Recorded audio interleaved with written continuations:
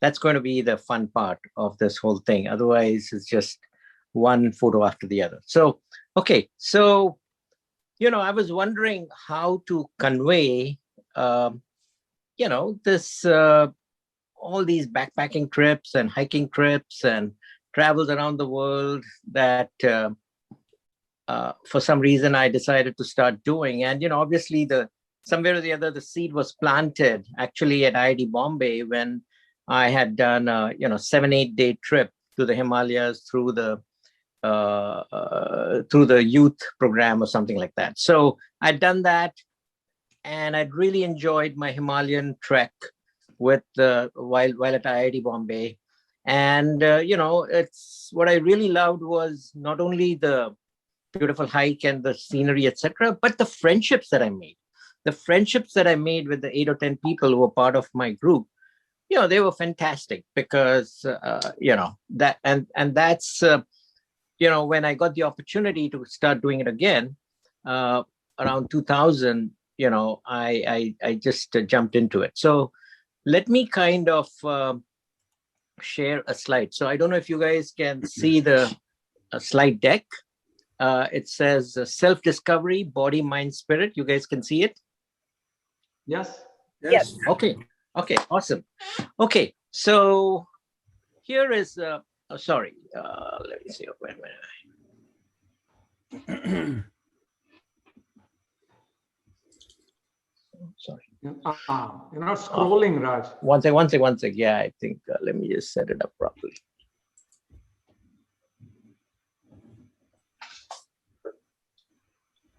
Okay, so let me first set up the timeline. And I said that, the treks and everything that I did was not just about the body. It was actually had a huge impact on my mind. And along with that, something that is more subtle is the spirit, and you do discover a lot of facets of this untouchable thing that is kind of the driver of all of us, the spirit. You do touch a lot of aspects or facets of that spirit on these journeys, right? So I call it the self-discovery of the body, mind, and spirit that happened over the last 20, 30 years. So if you look at, what set it all up.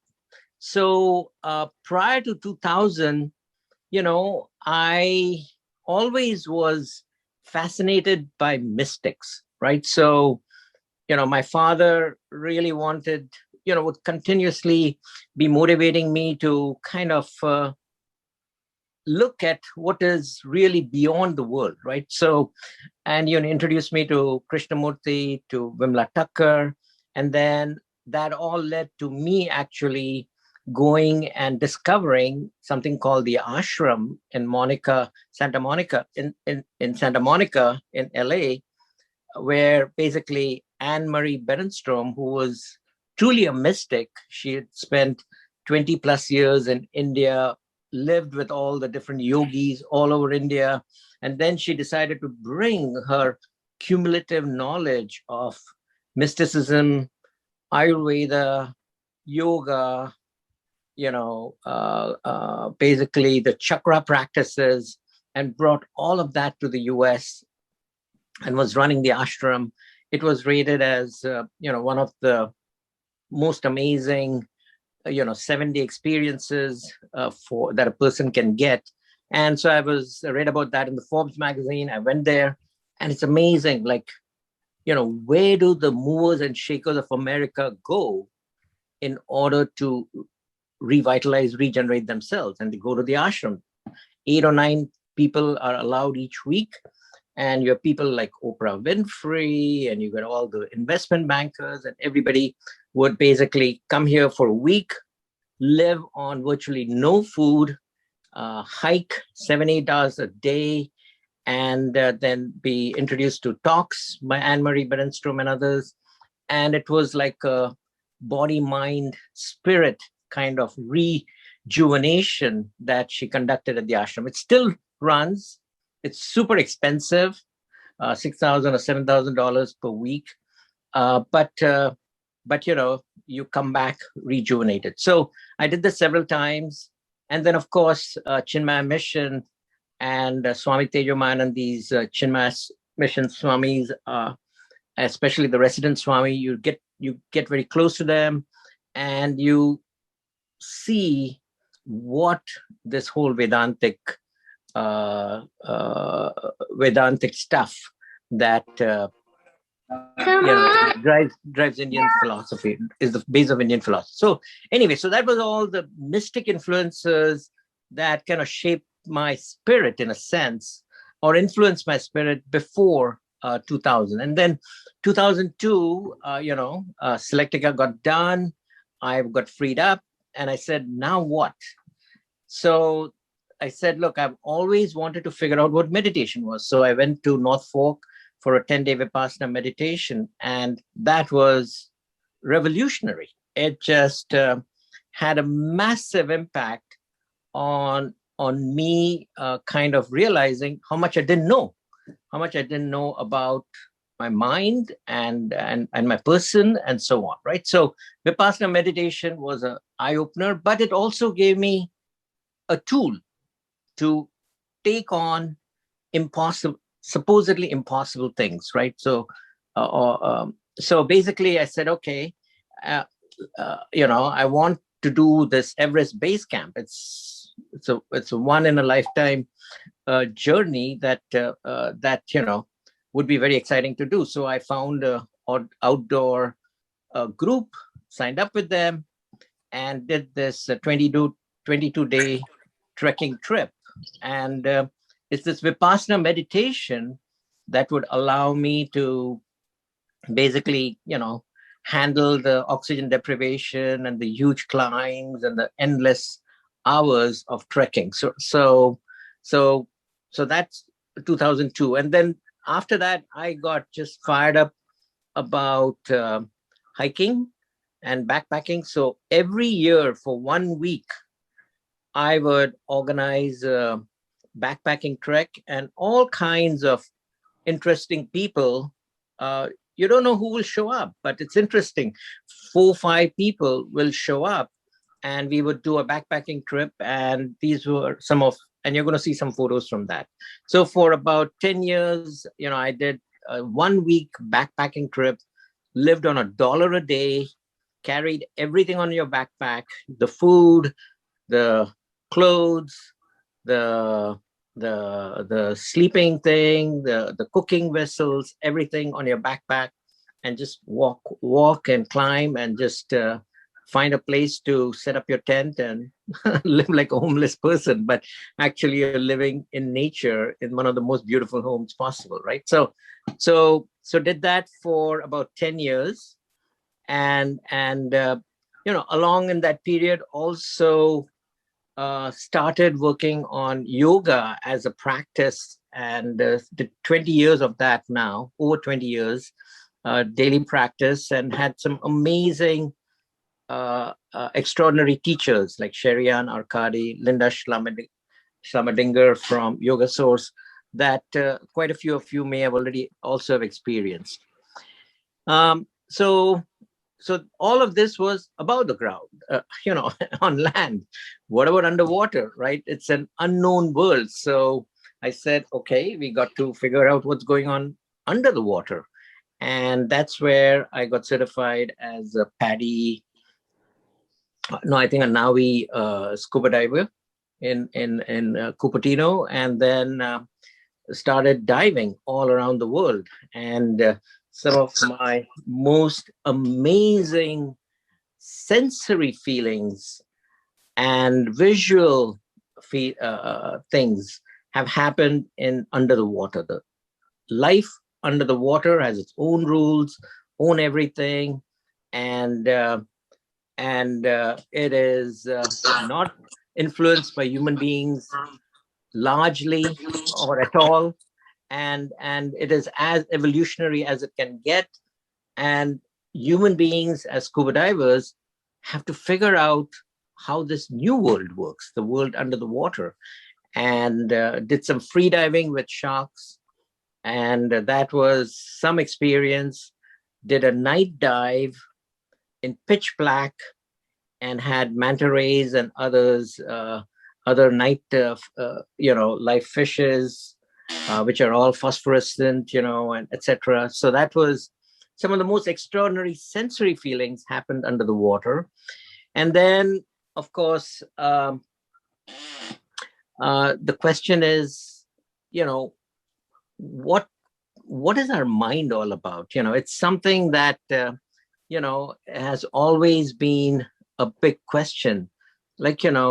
So my yoga friends kept on saying, Raj, you got to do this ayahuasca trip. And I said, no trips for me, no psychedelics, I learn at a slow pace, but I'll understand. But they said, look, you want to break through, you've got to go for an ayahuasca trip. So I said, okay, let's go. And then I did that about 4 years ago, and you will see what I realized. Essentially, ayahuasca ended up giving me experiences that I did not deserve to have. These are experiences that lamas in Tibet, after 40 years of effort, get. The sadhus, after under a guru, after spending 30, 40 years, get these experiences. And boom, here you take a drink and you have that experience. And obviously it doesn't last, but the impact of it lasts. And these have changed my life completely in terms of, my ability to step out of the maelstrom of life and to see it with different eyes. Anyway, so I'll share a little bit about that.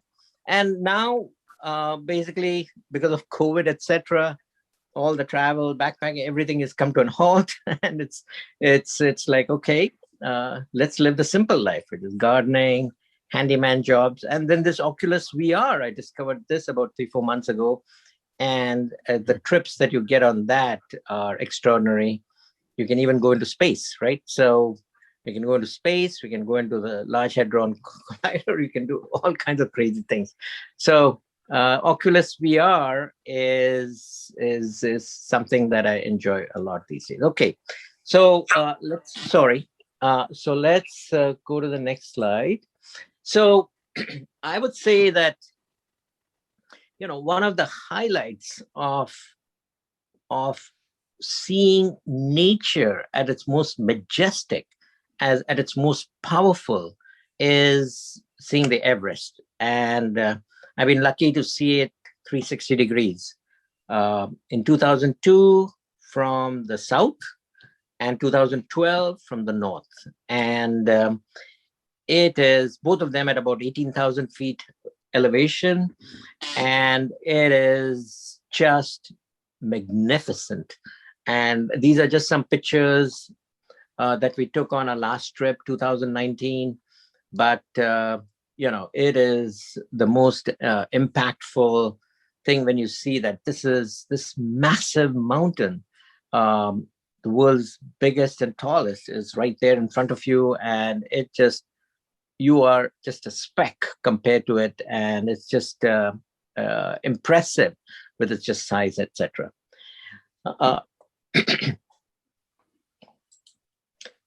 I'll just scan through a bunch of slides about all my trips. So as I said, the best thing that I get out of these trips is actually my friendships. So yeah, some people will see Shankar there, some people will see Gautam there. Of course, Shyam Das, my kind of constant hiking buddy on almost all my trips, was there, and so many other TIE members and charter members and staff members have been on this trip with me, along with other people, some yoga friends, etc. And it's the fact that you share in all the difficult as well as fun situations together without any of the artificiality or conventions of normal life, right? So it is this ability to to have a relationship beyond conventional setups is what and it's like that 1 week. Not only does it become the most memorable event of your year, week of your year, but guess what? It totally changes the biochemistry of your body.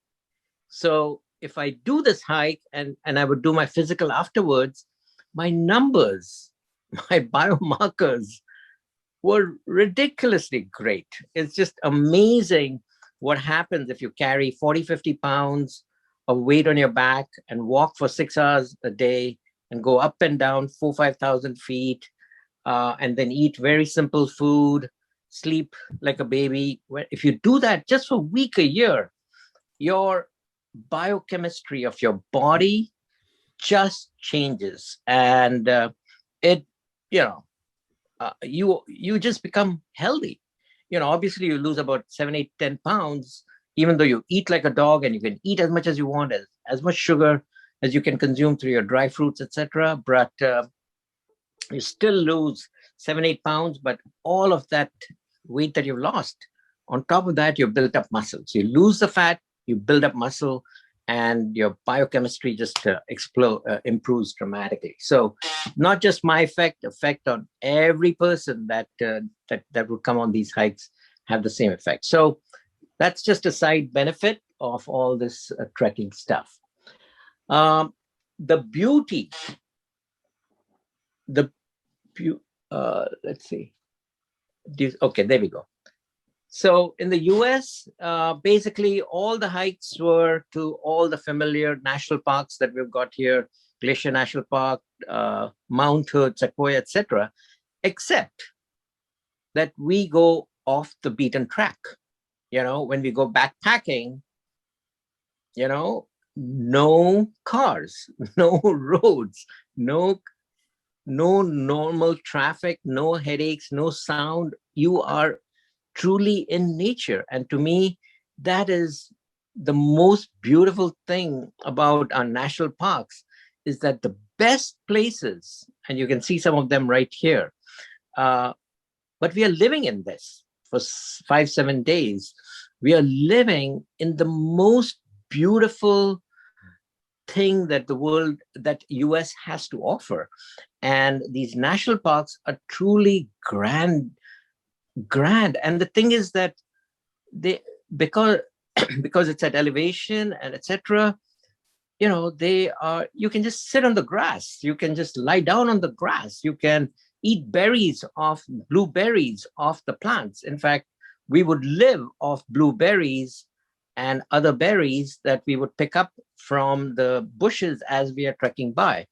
And you drink the cold water from the streams, etc., etc. You cook right there, and it's just gorgeous. In fact, some of the most beautiful things that I have seen in terms of natural beauty are right here. Like there's one picture that I should just verbally describe, which you can see a part of it here. It's a central small picture, photograph in the middle. It is basically a picture of 3 lakes, 3 alpine lakes, one on top of the other, right? So it's like every one is like 2,000 feet below the other one. And the lowest one is all green in color because it's surrounded by a lot of vegetation. The next one, 2,000 feet up, is all blue in color, the most blue you could ever see, reflecting the sky. And the third tiered lake is all white because it's surrounded by snow. And it is just to see 3 lakes, 3 totally different colors, and each so beautifully framed. It's still something that is in my memory and so on. But the point is that none of this is available to somebody who does not do backpacking, because it takes 3-4 days to get off the main roads and parking lots to get to the spot. and live off there. Now, I don't eat fish, but there are quite a few people, backpackers, who will just set up camp on one of these lakes and catch trout during the day and eat it at night. And they tell me that they've never eaten fish, which is of this tenderness, sweetness, taste, whatever you call it. But I don't want to eat them. But the point is that you know, nature is actually makes everything delicious, makes everything superb. And when you do backpacking, you have access to that, maybe only for a week a year, but we do have that access. Now, when you go backpacking, nature can hit you with anything under the sun. You know, we decided to do a backpacking trip to Sequoia in September, Sequoia National Park. And, you know, we thought it'll be a very nice, you know, good weather. And we will basically go ahead and do a 40-mile round trip in about 4 or 5 days. And it'll be gorgeous. And the very first, just as we started hiking, it started first raining. And then soon at 7,000 feet, the rain became snow. And we said, oh, wow, we're going to have to, I hope the snow stops. And we expected it to stop, but it just kept on snowing. It was a freak snowstorm in the middle of, in September at Sequoia National Park. And before we knew it, we were hiking through 1 or 2 feet deep snow. And then the question was, do we want to turn around or do we want to continue on? And you know, we decided to continue on. And it got freezing cold at night. It was like probably minus 10 degrees. And we had to put up our tents on snow. And I remember kind of shivering all night long. And I said, thank God I'm shivering all night long, because then I know I'm not dying.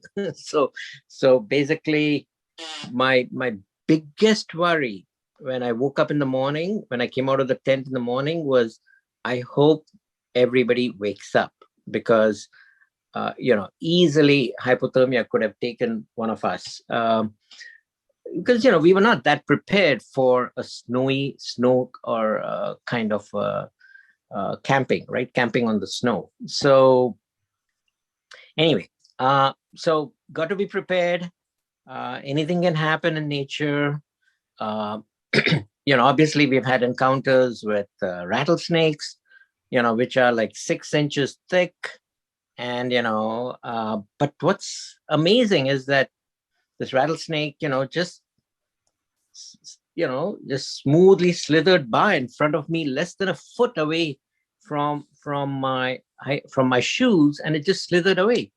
You know, it could have easily bitten me and killed me on the spot with the amount of venom it would have.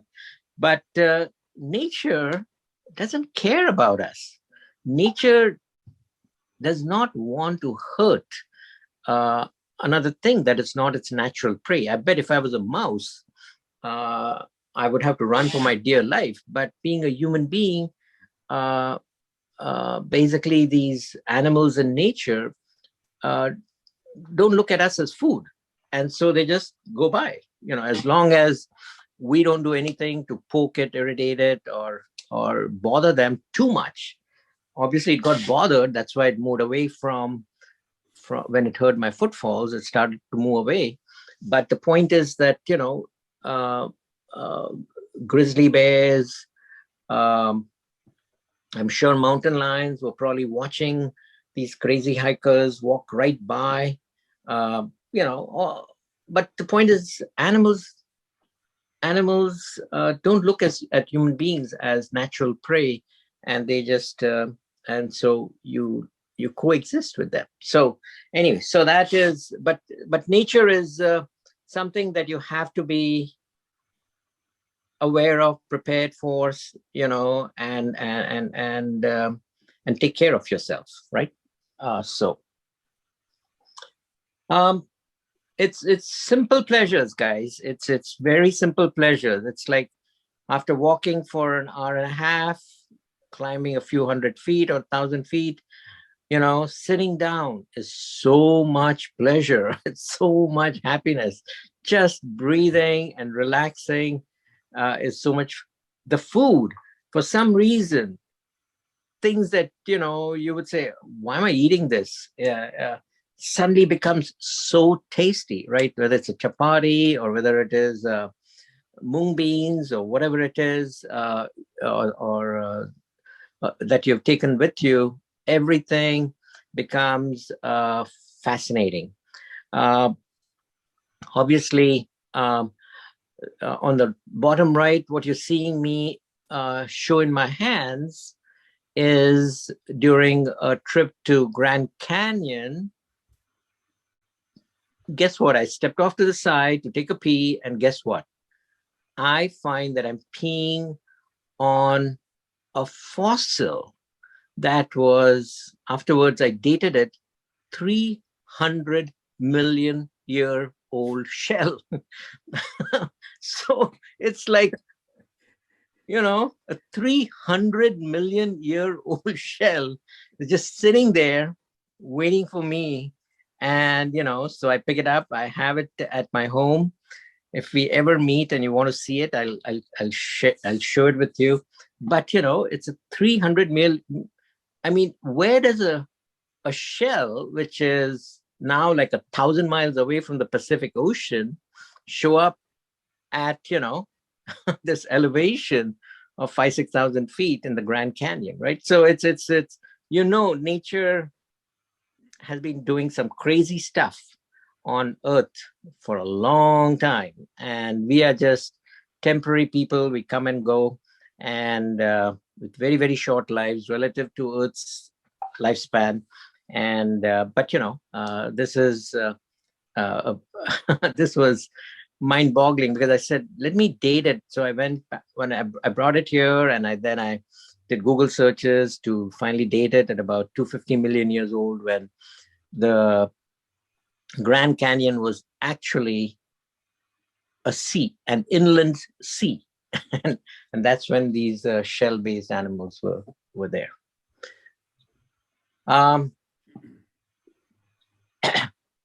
Really, you live, right? You live when you take these trips. So, when we found a hot spring when we went backpacking in Big Sur, again, the hot spring is like 3 days backpacking trip. Nobody gets to enjoy these hot springs except backpackers like Gautam, who had come on this trip, Shyam and myself. we can sit in a natural hot tub, and the water is like a nice 75, 80 degrees, and the air is cold and it's beautiful, and we are looking down at this natural stream. The water of the stream is like 45 degrees. The hot spring coming down the mountain is warming up these little ponds to an 80 degrees, and we can just sit there and enjoy it. So it's like to enjoy some of the best things that nature has to offer, you have to put in some work. Sitting on a log, doing yoga, Shirsasana at 12,000 feet, balancing on a small stone, etc. All that. You can do all kinds of crazy fun things. Let's see. Some of the most difficult hikes that probably the most difficult trek I've done is climbing Kilimanjaro about 3 years ago with a group of 17 intrepidous guys and girls from Cupertino, led by Doc Vaidyanathan. Raj Shah was with us, and it's amazing. There were like, out of 17, I think 10 or 12 were women.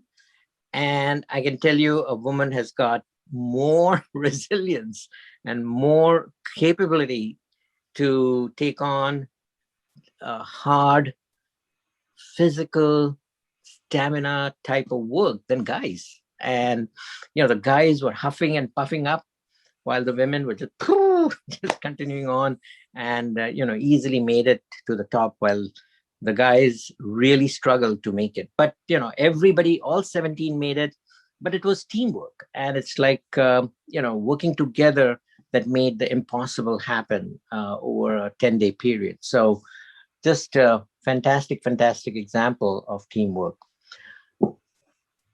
Now, this is probably the most heavenly spot in the world.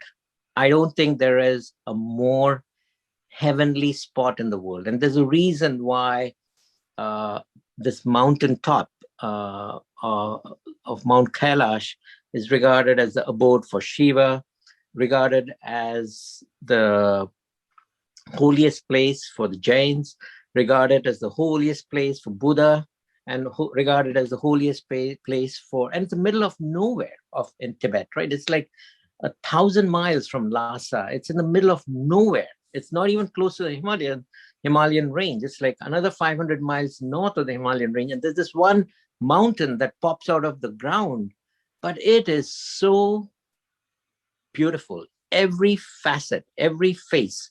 There are 4 faces, and every face is different, but just beautiful.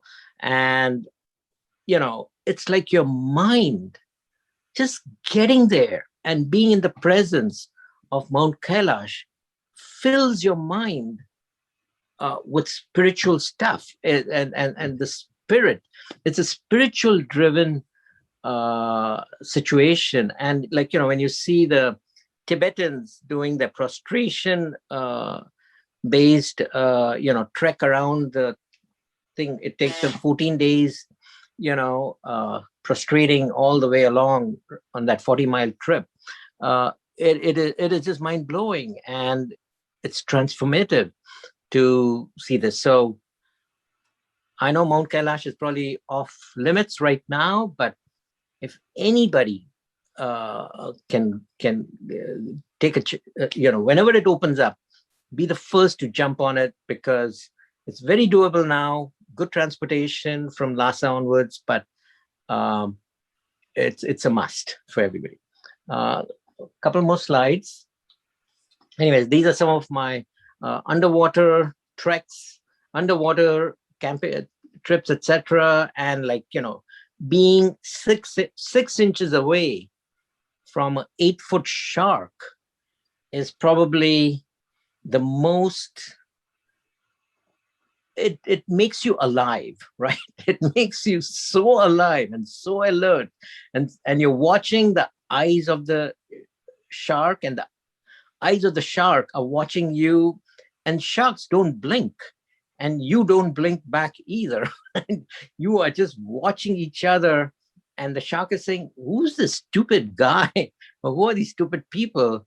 We did free diving, which means we were not surrounded by cages or anything. We were just in our wetsuit or so, and we were just there. And sharks are coming out to check out these stupid guys. And but that was one amazing thing. But the beauty of the coral seas, the beauty of the manta rays that we did on a night dive, the feel of the water at night. Totally amazing, because human beings have nothing to do with this world, right? It's this world lives on its own rules, own laws. There's their own hierarchy of how they work, and it works. And because it's a nutrient dense environment, I realized, and that's why there is so much life packed into such a compact space, right? And it's incredible, the number of species that you see on any area. So that is now we come to the mind thing. So the question is, what is in the mind? What is our mind? What is, supposedly we've got these 50 billion neurons. What the hell are they doing? they say that, most of our neurons are barely budging. And and so, took this ayahuasca trip, and it was extraordinary. It's a 5 or 6 hour trip. You drink this one small glass of brown liquid, slightly bitter, not very bad to drink. And then you just sit. And guess what? In a few minutes, the mind takes off. So the mind takes off, and now the mind starts creating realities which are logical, sensible, but of its own, has its own laws and rules, right? And it is amazing what the mind can do.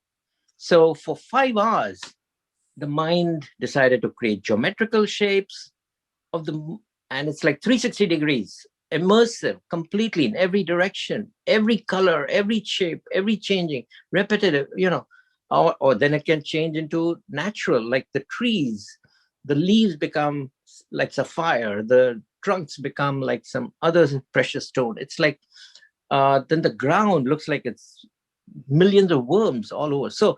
So basically, the mind has this ability to create its own reality, but still a very logical reality. And you know that you're seeing this reality. It's like through a meta state, right? So it was for 5, 6 hours. You realize that even the real world that we all see is actually a reality that our mind created. I know it's hard to believe, but I can tell you that Vish's mind and what he sees is very different than my mind or EGK's mind when we see something. So the thing is that every mind has this ability to create its own reality, and human beings have to realize the fact that truth is something that is only true for yourself. It's not true for everybody, right? So because the mind can create its own reality, right? So that was my first mind-blowing experience, which is the fact that something that I thought was solid, this is something that is actually just a dream, and it's a reality created by the mind. And yes. So what is that drink? I mean, is it because of the drink? What is it? Is it like I'll talk about that in a minute. Let's just finish off this 2 more slides and then we'll get to it. Yeah, if you don't mind, Anand. Yeah. No, please. Raj, yeah. Please, Raj. Yeah. Let's just finish it off. Yeah, another 2 slides. Yeah, and then 2019, which is 3 years later, I took a second ayahuasca trip, and in this one, instead of the mind creating a reality, it disappeared. Right? Everything disappeared. So your body disappeared, your colors disappeared, everything disappeared. I kind of became and realized that I'm really nothing. But this nothing that I am is alive. And that, scared me in the beginning. But after a little bit of while, I started getting comfortable with being nothing. No body, no senses, nothing, but still alive. And it's almost like this nothing beingness was unshackled, right? It's unshackled from this limiting concept of this physical body, right? And we all know, since we are all scientists, engineers and scientists, science-based, educated, that truly we are nothing, right? We all know that the atom is, 1/1,000,000th of material, and the remaining is nothing, emptiness, right? So we know that we are really nothing. but we all, this mental mind's ability to create a reality has made us into this something, right? Into this physical being. So on the second trip, boom, I become this nothing, right? And which is alive. And the spirit is now free, unshackled. And, we had some music playing, and all of a sudden, the same music, it makes this spirit ecstatic. I don't know. It's like the joy and happiness that you get from listening to the same piece of music that everybody else was listening. Put this spirit into a state of ecstasy.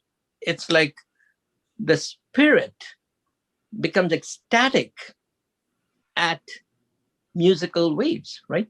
And it's like the spirit was understanding and feeling the emotion, the nuances and everything. I'm not a trained musician, but boy, I think I was enjoying music the way Ali Akbar Khan might be enjoying it, right? So it's like, the spirit has the inbuilt ability to enjoy the ecstasy and the capabilities of music and everything. And then you get the other feeling was being here and everywhere, because I'm not tied to this thing. I was a part of the spirit of the trees around me, the part of the spirit of the other people around me, and I could empathize with them, feel with them. I could know, I could do. And there was this oneness. We are all one, right? It's like all the spirits are really one. They don't separate out because of one body and another, somebody living in a big house and a small house. The spirits don't care about that. It's all oneness, right? Animals, birds, bees, rich people, poor people, fat people, thin people, whatever. Everybody, it's a one spirit that we are all a part of. Anyway, so that was another interesting experience of being nothing but still being so alive. And which brings us to today, 2 years later, and after COVID. And what I decided to do was go back to living a normal life, right? Living, where you're doing something productive every day. And the productive things were projects that I decided to create. I said, okay, time to paint the house, or time to grow some moringa plants, or time to chip some wood, or time to trench some pipes, or make some holes where to plant some fruit trees, whatever. So basically, just living, learning to be simple again, and still having a very kind of not enjoyable, but fulfilling life. Anyway, so that is self-discovery. It's like Thank you, Raj. That's wonderful. I see two questions. I don't know if you noticed it or not. And okay. I'll put up the question. Just a minute. Give me a second here. Yeah, I mean, I can read Okay. it out for you if you want. No, I got the questions here. So I think Anand was asking about. Let's tackle his question, which is what is this drink? So the drink is actually two plants: the leaf of a certain plant and the woody part of a vine. Both of them grow in the Amazonian forest in Peru. And the shamans about 1,000 years ago figured out that if you just take the two, the wine, woody wine and the leaves of this tree, put them together, boil it for 3 days, and drink the liquid, the body, there is a chemical in all plants called DMT, and the body normally breaks it down instantly as it enters the stomach. But if these two chemicals are together, the body cannot break it, and DMT enters the bloodstream, and then it breaks through the mind-body barrier, brain-body barrier, and starts, doing its magic in the brain, right? So this DMT is the one that is now doing its magic in the brain, and people who have put all kinds of electrodes and other things on the brain have found that brain activity multiplies 1,000-fold.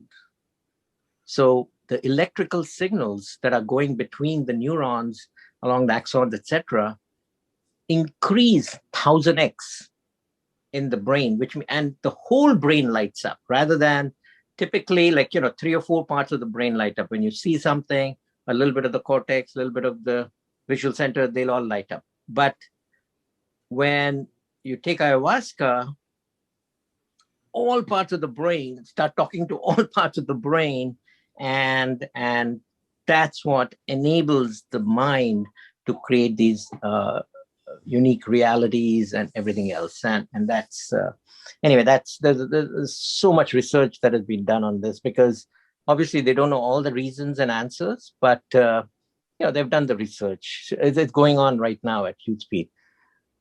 Let's see, where did you do about getting energetic vibration in Mount Kailash, at Mount Kailash? Well, I'll tell you something. It's so easy to become a good human being if you're in the presence of Mount Kailash. You will stop all the meanness, all the pettiness, all the self-centeredness, etc. All of that, almost it disappears, because it's so unimportant in the whole context of life, right? And the magnificence of this Mount Kailash, right? Mount Kailash and Lake Mansarovar, and just the land around them. It's the beauty and the pristineness and it's like nature and the birds and everything. It just says, why am I involved, struggling with all these small petty things of life, when the magnificence of nature and life is there in front of you, right? So that is, it happens naturally. It happens to everybody. There were 22 of us that went. Everybody came changed, right? Big changed as a consequence of that trip. And the nice thing is, now Mount Kailash can be done by pretty much everybody. Like, we had people all the way till 73, 75, heart problems, ye problem, wo problem, any problem, everybody could handle it. Let's see, how do different people experience it? Okay, so everybody has a slightly, even I had radically different experiences, as you see, from trip 1 to trip 2, right? Totally different. And obviously, everybody has a totally different experience. Some similarity, but totally different. And some people do get scared, because basically the stuff that is there in their minds is horrific, and it has to be, they need to be detoxified. And essentially, it's living healthy lifestyles that, prepares you to have better journeys, when the mind is unleashed, right? Because the mind is unleashed during ayahuasca trip, right? So when it's unleashed, what does it do? It takes whatever it's got and explodes it, right? And makes it into something crazy. So, what you put in is what you get. Yeah. Thank you, Raj. I think I really appreciate you sharing all your stories. Big round of applause to you. Now, I think let's open it up to Nat. And in the meanwhile, I think I see a couple